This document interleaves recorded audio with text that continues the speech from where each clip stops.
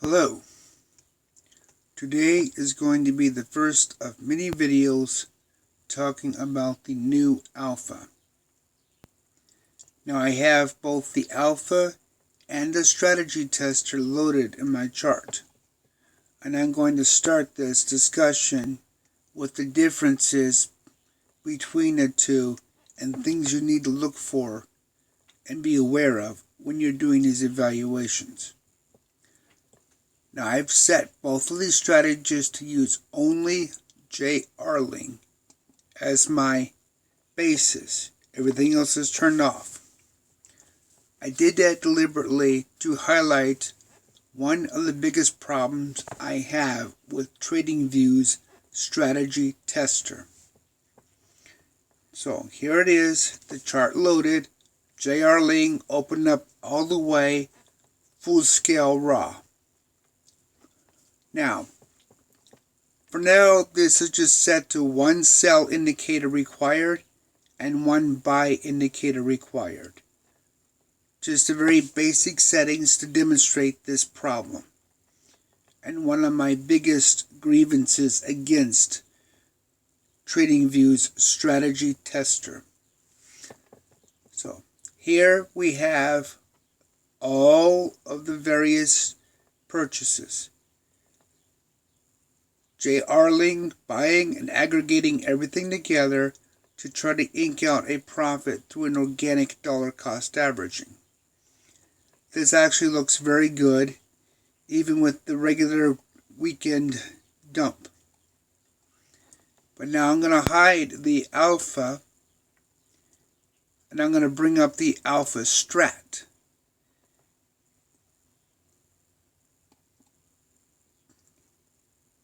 Same algorithm, same settings, but you notice it correlates the buys and the sells 1 to 1. You don't see the cascading effect very easily, and that causes a lot of problems in evaluations. The Jackrabbit I showed you has been doing very well in profiting on the average, but this here, you don't actually see those profits. Now if you come down here, strategy tester, you click on that, you get a rough basis of your net profit, your longs, and your shorts. This is a proximity. You can of course add your trading fees, adjust your budgets, all the things you need or want to be able to analyze your results. But you need to be aware of the limitations, and these limitations cannot be overridden. I've tried many different techniques to try so, and it just doesn't happen. Let's start with the list of trades it conducted. For TradingView's strategy tester,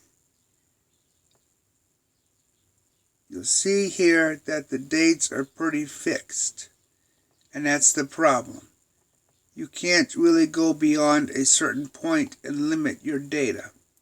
Trying to do so either mangles the data or lumps it into one giant single trade. So really, this is the best you can get out of it. This particular one actually went back to 217. Most of the trades I've experimented with in testing this only go back roughly 10 to 14 days. Now for Jackrabbit, again, you don't see the aggregated results of multiple purchases. On the other side of the fence, for a range hunter, if you're looking for long-term trends, TradingView will not go past 2,000 candles. So that is something you need to be aware of when you're making your analysis. Use this for what it's worth, a close proximity, but it is not a substitution for your paper trader. The paper trader is and will always be the best way, because then you can test features like a trailing stop loss, a stop loss, dollar cost averaging, all the mechanics that go into a well-rounded methodology. To me, this comes across as something for the impatient. It does not do a thorough analysis, in my opinion, on what you could actually achieve with your strategy. It does have a place, but it should not be your sole tool. It should be like everything else, one tool in your tool chest used appropriately. From the standpoint of the alpha and the mainline versions, once the alpha is integrated into the mainline, I doubt I will continue this forward, just because it is so limited compared to really looking at and analyzing a raw chart.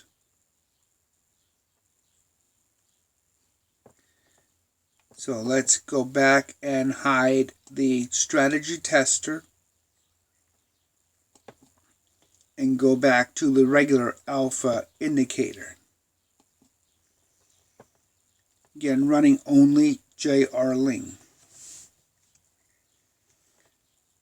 To me, this provides more information that I need to see.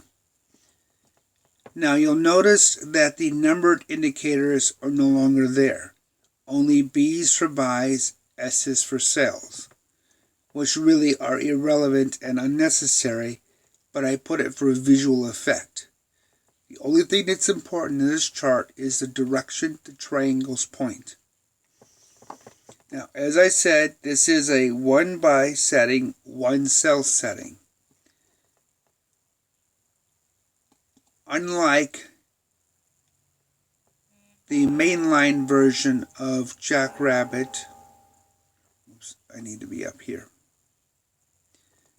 The settings control what you are actually looking for your purchases on. I felt this was a better approach to simplify the actual signals, which I'll show you in a minute once I move this out of the way so we can actually test how things work. Now, this paradigm of actually setting the number of indicators is in the advanced technical analysis, Jackrabbit's default settings. It's in the highly improved and upgraded version of Range Hunter, and it is in JR-Ling. For example, here's the technical analysis, minimum requirements of one buy and one sell. There's other things here I'm going to cover, just not right at the moment. I want to get down to JR-Ling. Here we are, JR-Ling. Minimum requirement buy signals 1. Minimum requirement sell signals 1. Now I'm going to set this up based upon CryptoHopper's normal default settings. CryptoHopper right now is normally set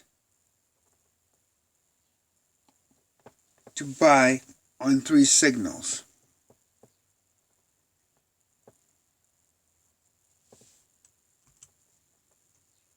So now we'll wait for this to load and transition out, and you'll see the buy signals reduce. There we go. This is CryptoHopper's default setting right now. 3 signals to purchase, 1 signal to sell. Now, of that signal, that could be any of the 5 indicators that JR-Ling uses for a sell. But 3 of the 5 must confirm a purchase.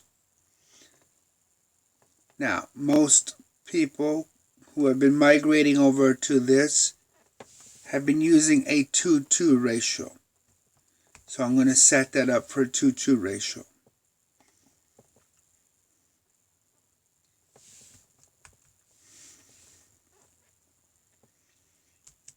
So again, 2 signals out of the total of 5 are required to get a buy.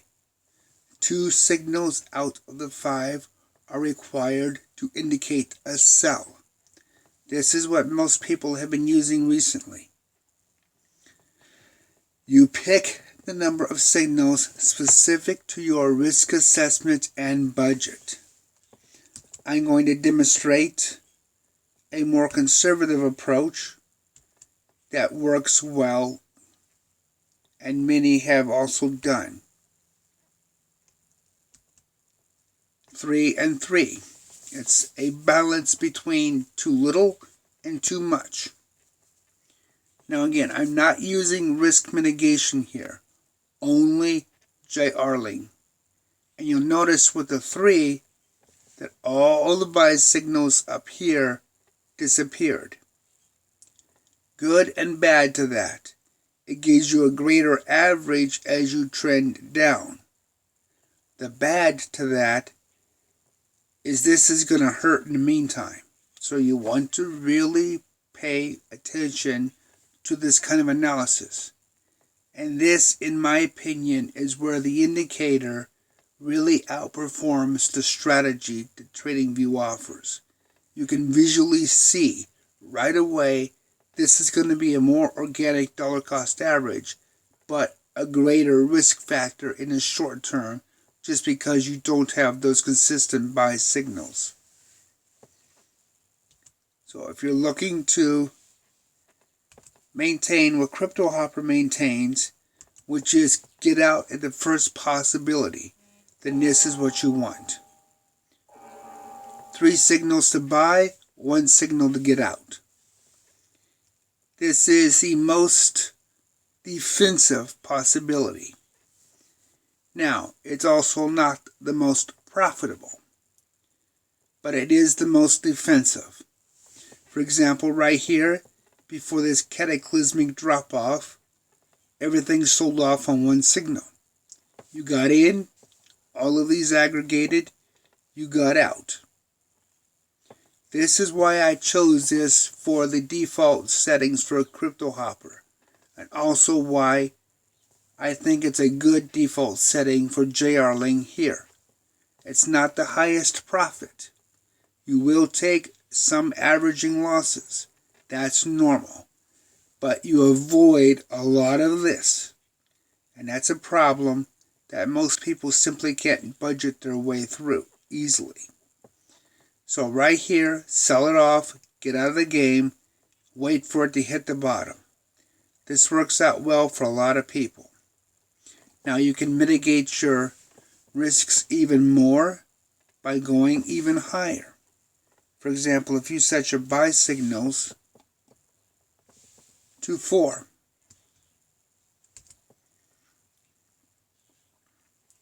Now, 4 indicators have to line up before you purchase. That is a very conservative approach. And you'll notice a lot less buy signals actually trigger. All of the buy signals down here are gone completely. And you don't actually start buying again until after the cliff. So be sure you pay careful attention to what your risk assessment is and choose these numbers appropriate. Do not just accept the default. Play with them like I'm doing and actually experiment to get the results you think are best for your risk mitigation.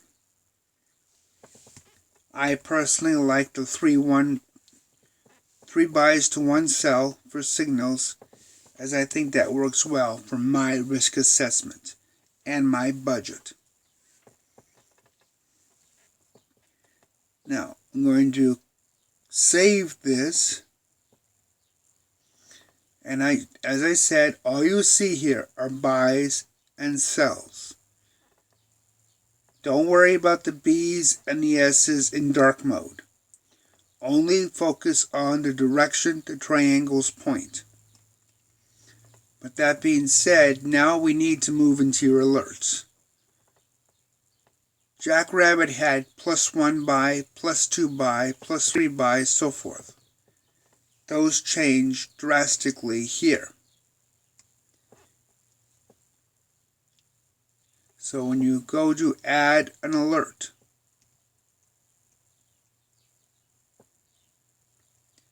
well, when it loads,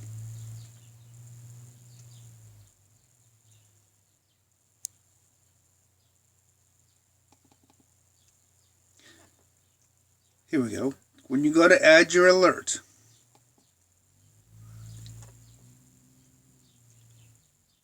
okay, again, this is the reason why I like my tablet versus my PC. I can actually see this. But I'm going to pick Jackrabbit. Okay, now, here's where you would see the +1, +2, +3, all of that. All gone. Now all you see is buy and sell. That's it. The number of indicators you actually need and use are already set in your configuration.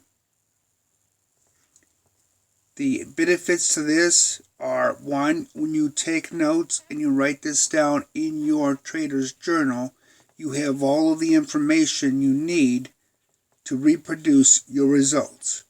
And that includes the number of required indicators you wanted to put. Before, I've noticed a lot of people weren't writing down their buying and their selling criteria. Now, in order to document the entire transaction, that's part of it. So it's a more logical recourse and much more efficient recourse in analyzing your results in the future. Okay, so now we're going to, normally I would choose once per bar, but lately TradingView has fixed once per bar closed, and it's working very well. And I extremely recommend you consider using this for testing. Okay, let's get out of this.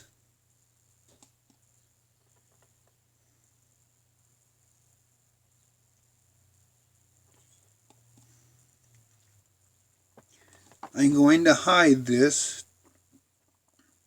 Well, actually, first I want to talk about something else. Something that was not possible in the Mainline that now is possible here. All of these various functions can now be used to control JRling or combined. Prior to the alpha, JRling in the Mainline was very limited and self-encompassing. You couldn't really modify it. Now, thanks to changes in the alpha and the mindset paradigm, you can quickly see, you can eliminate sideways market trends altogether. You can analyze the market on the basis of the candlesticks themselves. And this will have an impact on your trading. Now, this flexibility does present one problem to pay attention to and be aware of. It is possible to create situations that do not provide any meaningful trading, or to create situations that will automatically trade at a loss. Like right now, I'm using JRling and and red-green analysis. Sideways analysis was the first one. So let's turn off JRling. I do not recommend doing this. Now we will simply let it reload, which might take a few minutes. Red-green analysis. It buys on red candles, it sells on green candles. absolutely the worst possible way you can go. But if you turn sideways analysis on,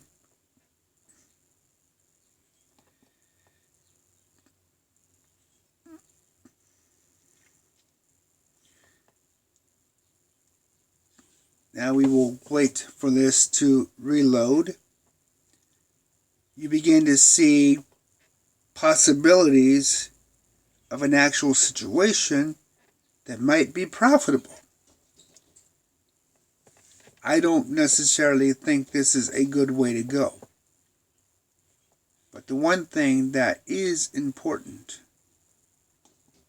and to be aware of, which has been requested extensively, and that is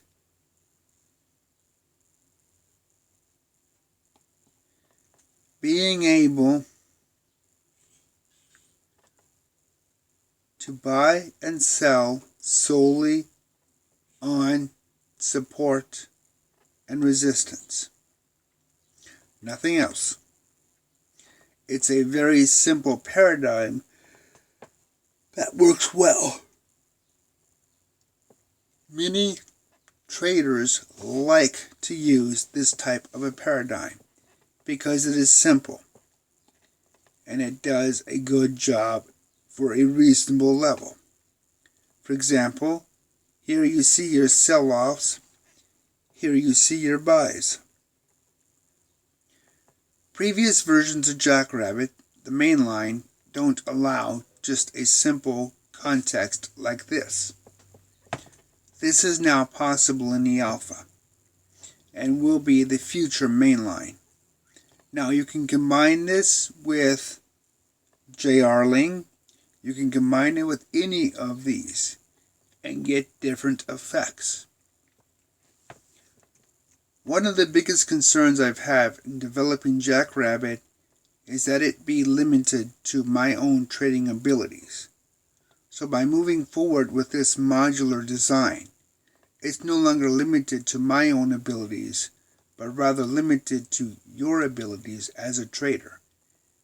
And your abilities in being able to think out of the box in terms of what may or may not be profitable. So that is something to be aware of as you develop your strategies. Okay, let's come down here. I'm going to change my risk mitigation to medium. Now it's going to reload based upon a medium risk mitigation. And there we are. That's all we are using is medium risk mitigation. But you don't have to trade on something so simple. Now you can use, for example, knife catcher.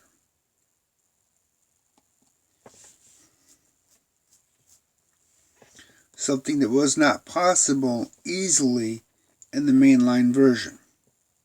So now it will reevaluate based upon the knife catcher algorithm and risk mitigation. So now you see where the two normally opposing ideologies are working together.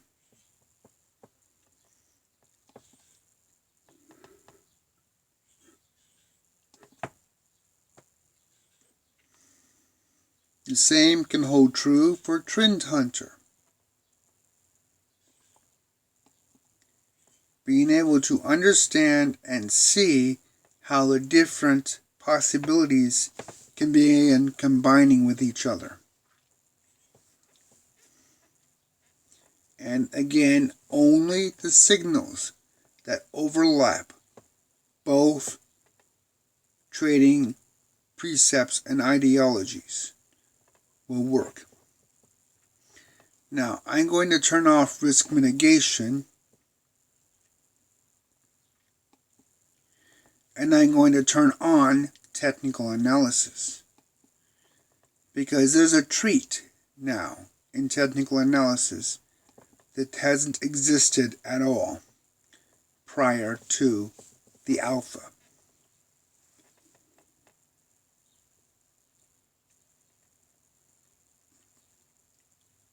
Now the technical analysis is based upon Fibonacci's, meaning the moving averages in technical analysis is a Fibonacci-based equation. But I have the trend hunter on. I don't want moving averages.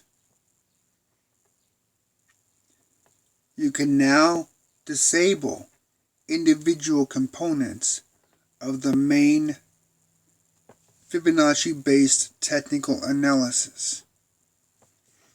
For my technical analysis, all I want right now is Fibonacci RSI. That's it. One indicator. So I can now turn off all of the rest of these indicators and take advantage of a single indicator.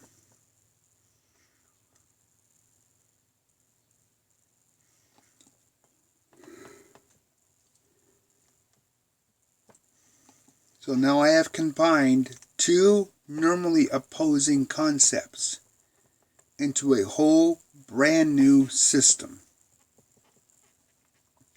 And now for my RSI, rather than a normal analysis, I only want a light analysis, which will generate more Fibonacci RSI signals.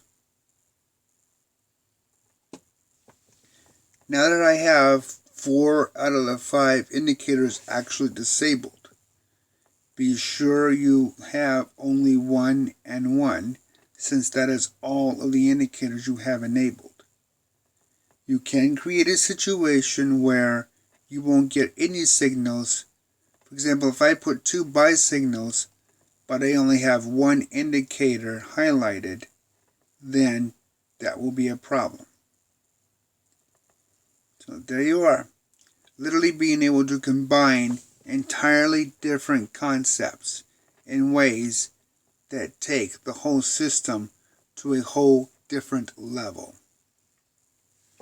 And that is important. Now for now, I'm going to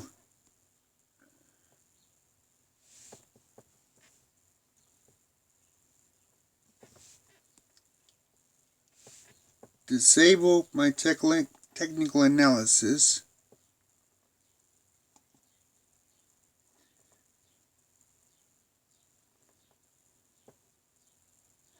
I'm going to disable Trend Hunter.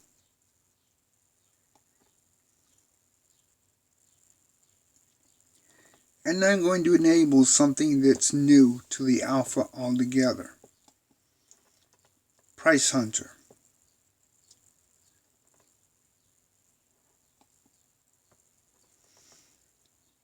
Price Hunter is an interesting addition that can be combined with all of the above.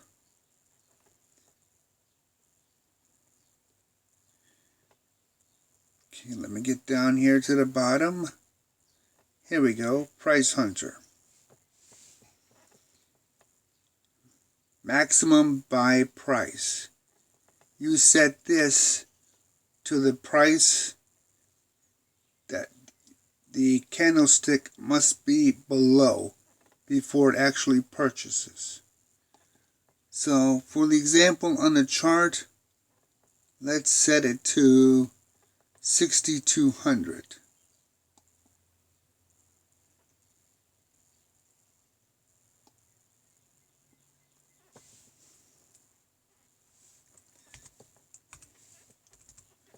So now no purchases take place at all if the price is equal to, or excuse me, if the price is above 6,200.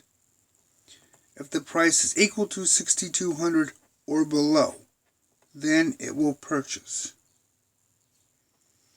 And now let's set a maximum selling price.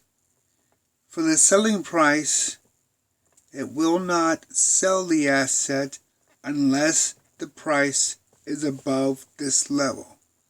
For this example, let's use 6,700. So now we have our basic range. No purchases above 6,200 and no selling below 6,700. The result is going to be you being able to control the boundaries of your asset. For example, you could set this for a particular situation where you might not want to pick up a coin at all unless it drops to a very specific level, meaning you only want to catch it at the very bottom. This can be combined with other strategies, such as JR Ling or Trend Hunter. In essence, you can use the Price Hunter to literally create a boundary. It's like Range Hunter, but it's not as rigid as Range Hunter, where the boundaries are fixed in 10% cycles of the minimum and maximum. Here, with Price Hunter, the boundaries are selectable based upon your choices. One of the advantages that Price Hunter offers is it lets you trade stable coins. For example, the USDT market with a base currency of USD. If you set your minimum to 0.997 and your maximum to 1.001, that's a 0.3% variance or deviation. You will make 0.1% profit for trading stablecoin. You're not going to make a lot, but as part of an overall diversification, it's worth it. So there are a lot of things you can do and combine with the alpha that are simply not possible. Now, when you're looking at the strat, again, you see large numbers. The strat is only going to show you a 1-to-1 ratio. That's not going to be beneficial for your needs. Something you need to be aware of when you're testing your values. Okay, I'm going to combine JR Ling with Price Hunter. And this should produce some interesting results. So we'll let this sit here and update the charts appropriate. There we are. Now, both conditions must be true. Now, if we want to take this one step further and add sideways analysis to get rid of some of the lesser quality positions, we can. And as you can see, we can keep doing this until we get the situation that fits our appropriate risk mitigation and budget. So you can really begin to fine-tune your transactions. This transaction, for example, 4 different combines produces, if you were to do a short on this, you would have a very nice short. If you're just doing long trading, you avoided the cliff altogether. Cliff here, and you avoided a cascade here. So take the time to analyze this chart. Take the time to work with it and to spend the time inside of it looking for ways to really tune your profits. The more you work with this, the more tuning you're going to receive, the better your results are going to be. There are combinations that I haven't even thought of that may very well provide you with results that I would never have dreamed of possible.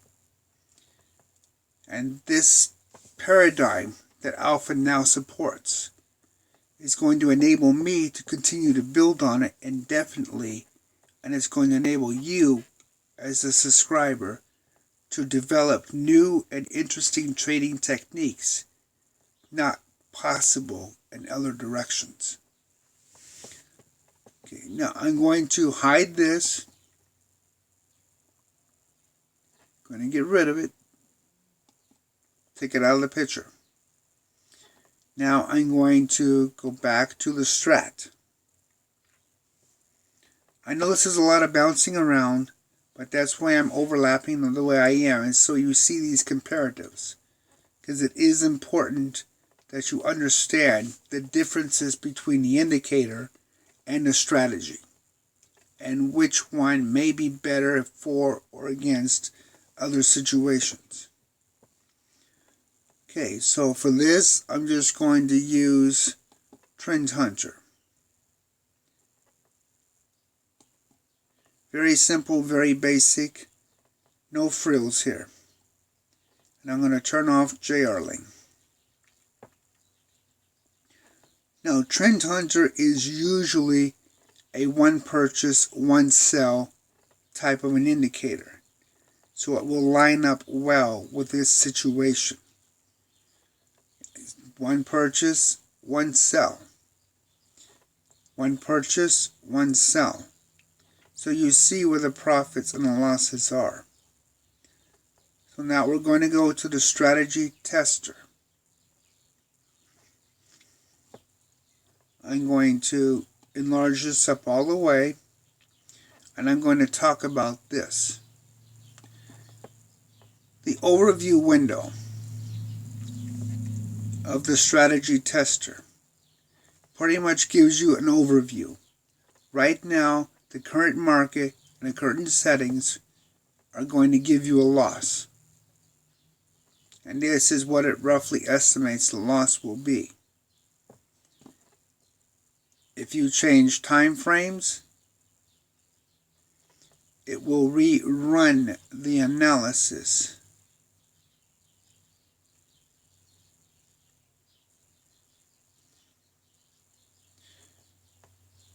This is an advantage to the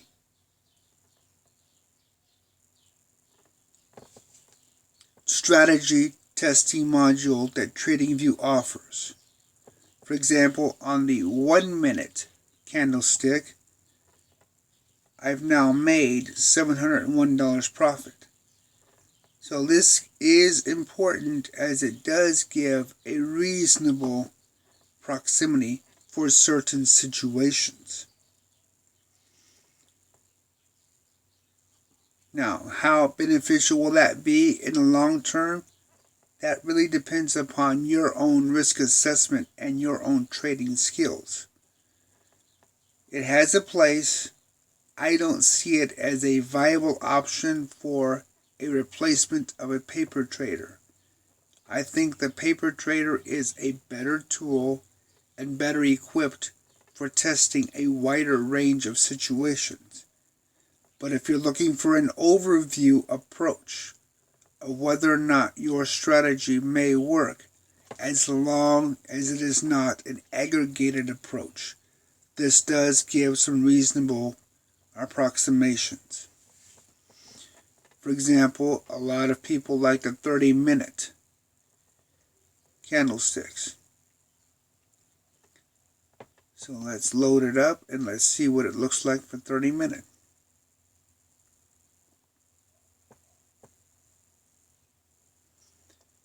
Okay.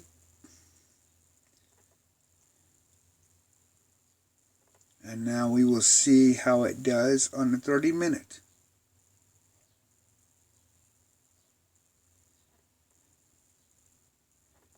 And here, as you can see, the Trend Hunter actually does a significant loss on the 30-minute candlestick.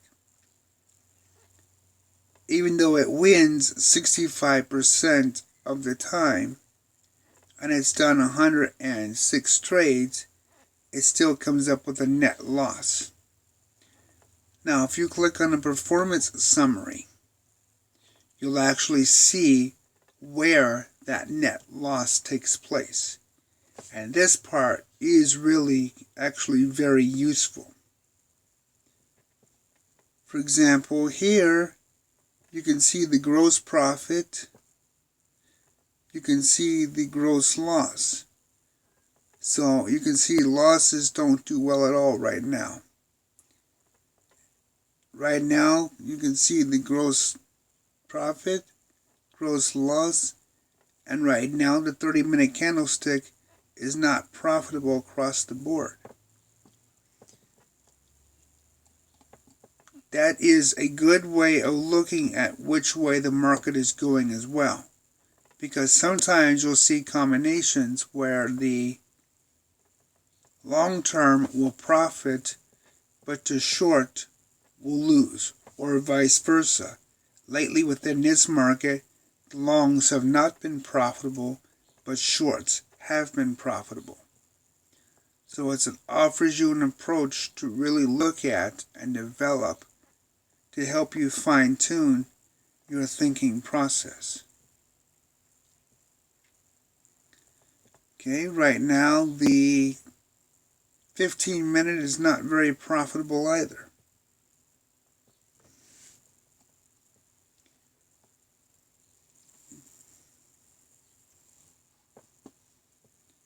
Again, look at the numbers, look at the directions. It gives you an idea, and it even gives you an idea of your expected losses for this time frame. So it's important to pay attention to all of these details because they all work together to fit into a larger puzzle. That's the one drawback that the indicator by itself may not show you, is for a non-aggregating strategy, an actual numeric profit or loss ratio.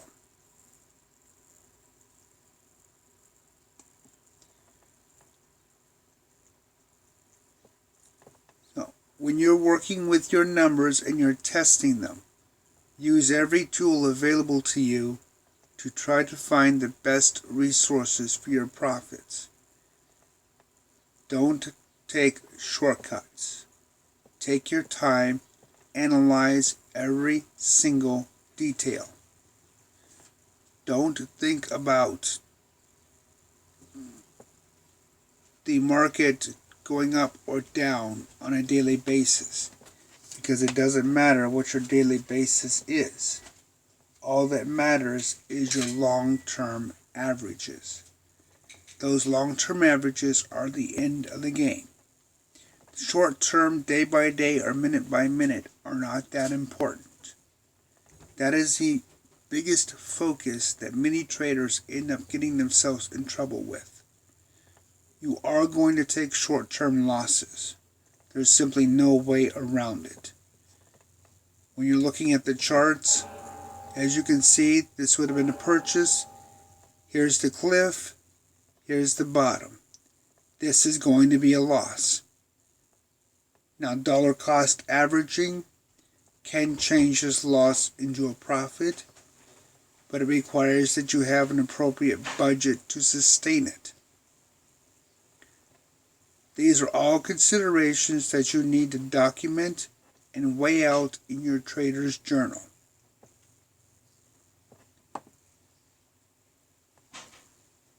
Until next time.